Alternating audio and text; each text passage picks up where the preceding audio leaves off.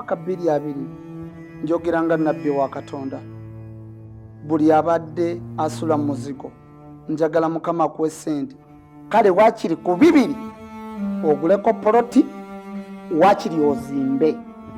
Njagala omubiri gwo guve mu nnyumba ey'obupangisa, njagala omubiri gwo gusuleko mu nnyumba eyiyo ku bubo. Na buli muntu yenna andaba ku ABS television njagala emikisa gitandika okujja mu bulamu bwo kasi toteekako ABS makaago nga tevaako.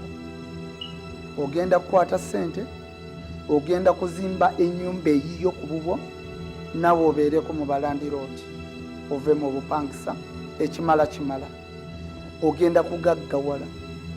Gwatalina mulimu kondabyeko ABS TV ogenda kufuna omulimu. Gwe kondabyeko ABS TV buli abadde processing ekyogenda ebweyo nga bikyagaanye okuva londabye wano ku ABS TV njogera ng'omusajja wa Katonda ogenda kulinnya ennyonyi ogende musize ebweyo.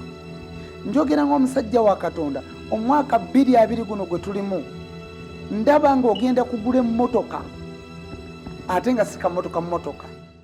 Omwaka 2020 guno gwe tulimu ndaba ng'omukazi omugumba Mukama ng'akuwadde abalongo.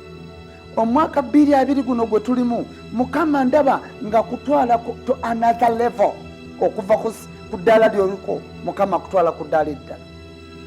Omwaka guno 2020 Mukama ndaga nga bagenda kukuba embaga.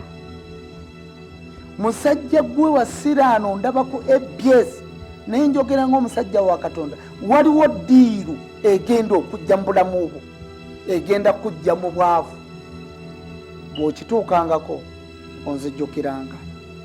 Waliwo alina ettaka, waliwo alina n'ekizimbe obuliddwa abaguzi naye okuva londabyeko ABS television ogenda kufuna omuntu agula ettaka ku ssente z'oyagala mu bulamu bwo.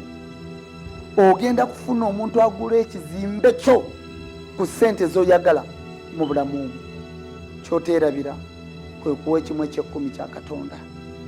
Ojjanga ekawaala n'onoonya nti njagala kulaba musajja gwe bayita Musumba Yiga yansabira ekyamagero kyantuuseeko sinza butamuwa kimu kya 10 kyange. Njagala Mukama akuwa omukisa.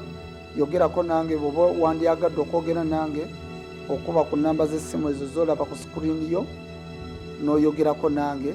Nze Musumba Yiga Agustine abizzaayo wano e Kawaala.